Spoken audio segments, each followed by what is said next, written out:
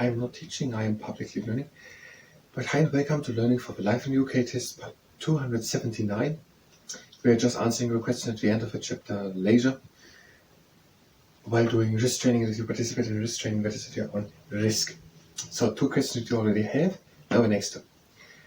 We should understand what the television license is and how it funds the BBC. It would be nice to know how high it is. So, however it works, everyone who has a television or any other electrical device with which television can be received has to pay television license. What is it exactly? Everyone in the UK with a television, computer or other medium which can be used for watching TV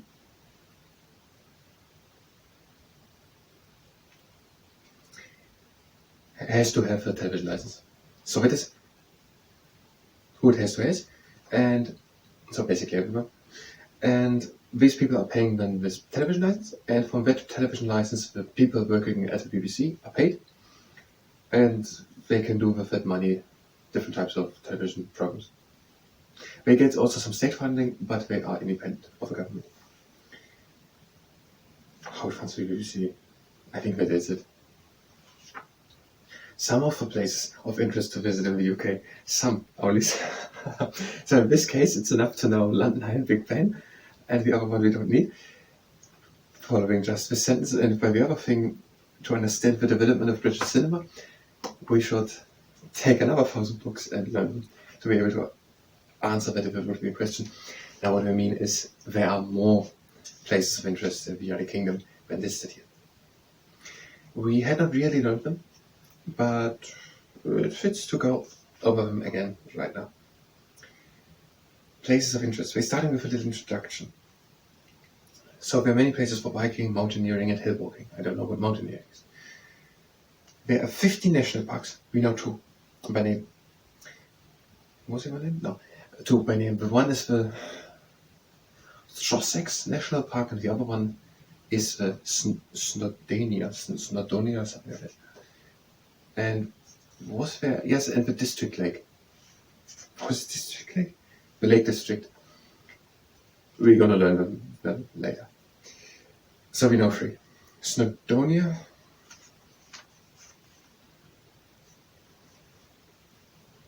So Trossachs. Snowdonia, Trossachs and Lake District. 3 of the 15. There are 15 national parks, and people can go there, hiking, mountaineering, hill walking, what was it? Places of interest. There are museums, many museums. And there's the National Trust, and there is the National Trust, and one of them works in Wales, Scotland and Ireland, and another one works in Scotland, Wales, Scotland and Northern Ireland, the other one works in Scotland.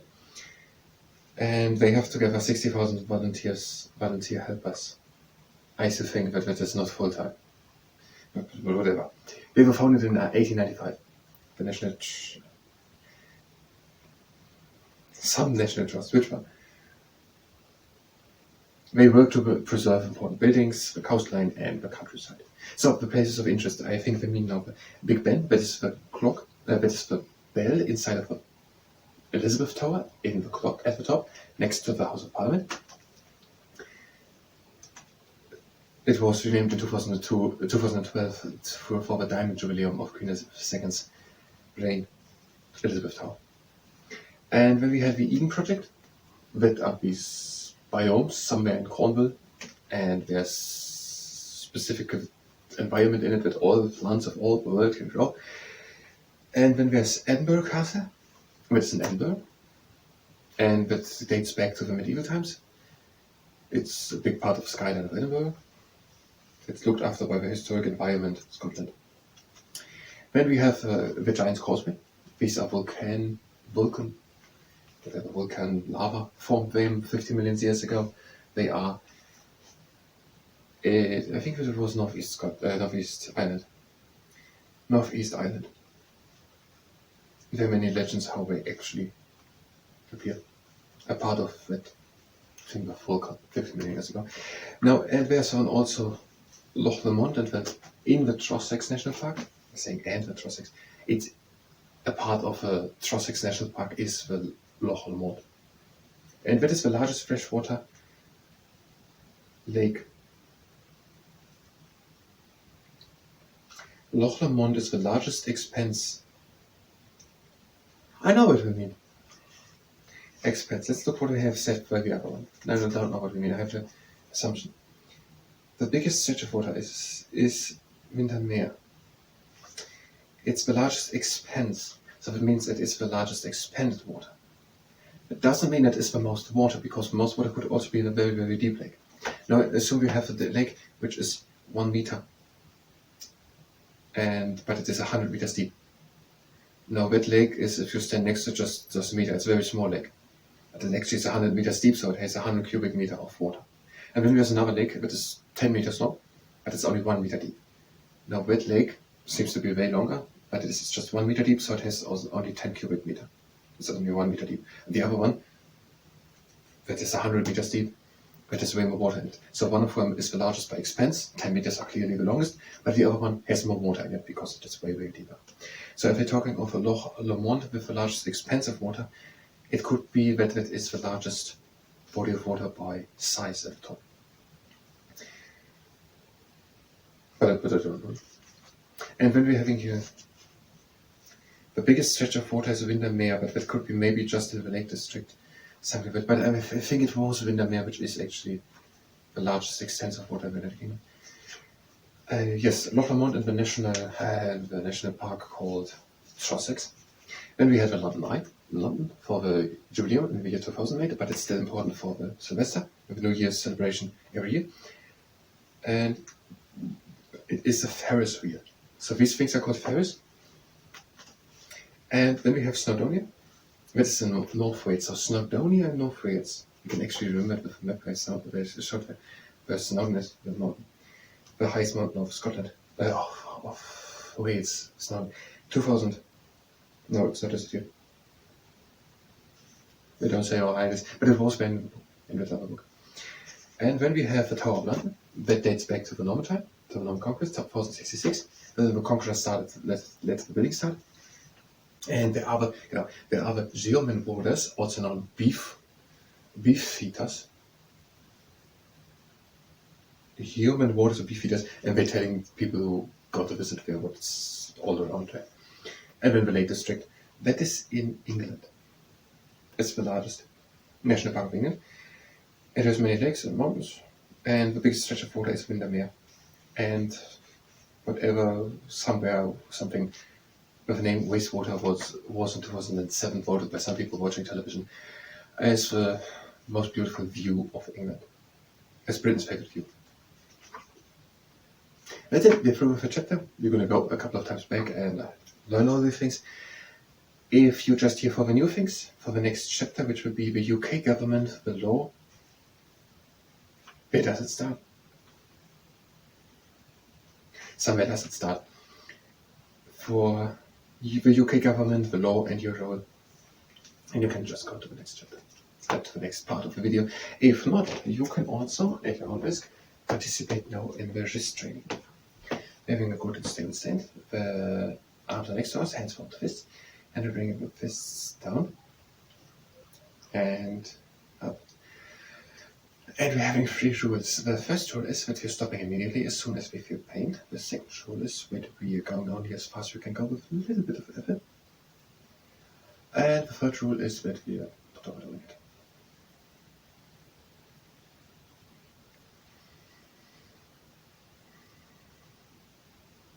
How about one more time? So last time down and up.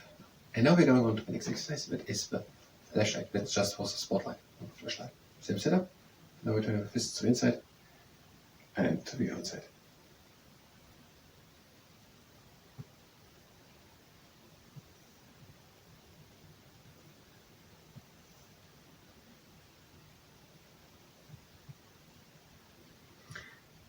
And one last time.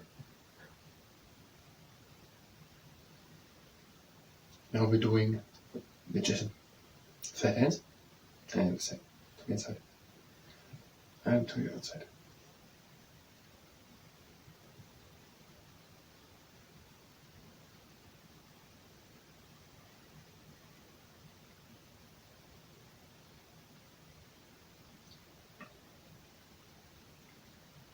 And the last time to the inside, onto the outside. Now the pancake flipper. Flat hands, and then flat hands up, and again down.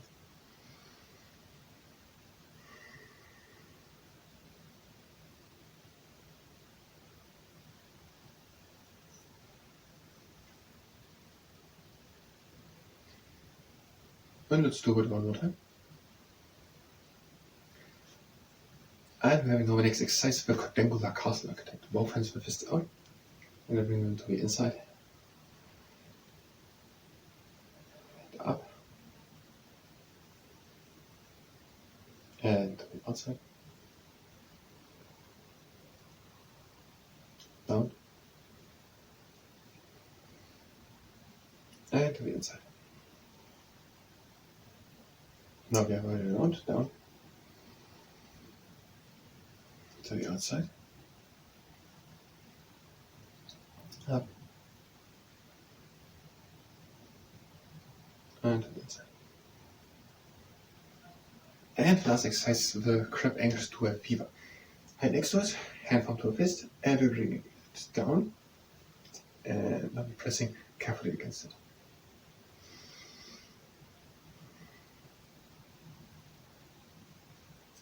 And now we're pulling from the outside a bit.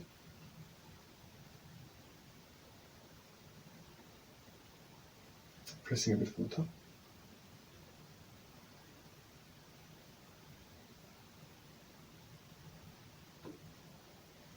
And a bit from the bottom.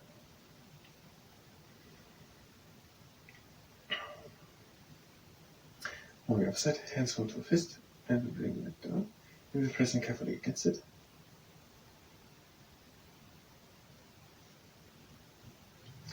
Going carefully from the outside.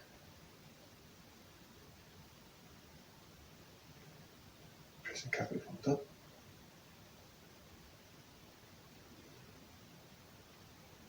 And from the bottom. And just a relaxing exercise, we're going with a moderate force over the middle part of the lower arm.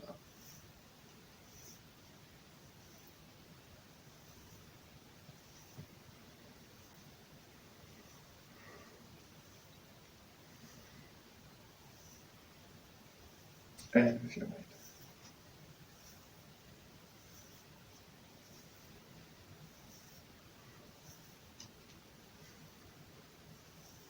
Okay, the 4 patron saints days. 1st March, Wales, St. David. 25th April, St. George, England. 17th March, Ireland, St. Patrick. And 30th November, St. Andrew, Scotland.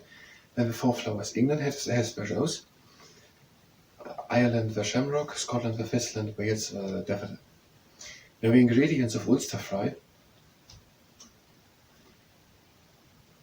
sausage, beef sausage, eggs, beef egg sausage, black pudding, white pudding, mushroom, and something else. And the last movie which we had was Chariot of Fire 1981. Hugh Hutchins. What was it? It was tomatoes, mushrooms, soda bread, and potato bread in Ulster fry. So we're having bacon, egg, sausage, black pudding, white pudding,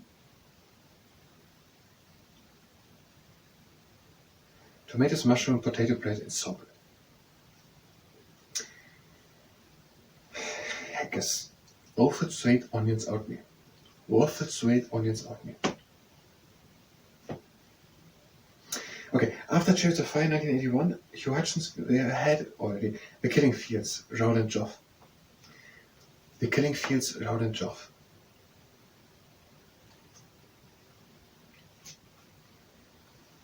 So Roland Joff did The Killing Fields, 1984. There was also the Turner Prize. And Jeanette Taube and Christopher Dean won the Olympic gold medal in Figures getting ice answer. The Killing Fields, 1984. Roland Joff. You have 20 seconds to remember it. Roland Joff, The Killing Fields.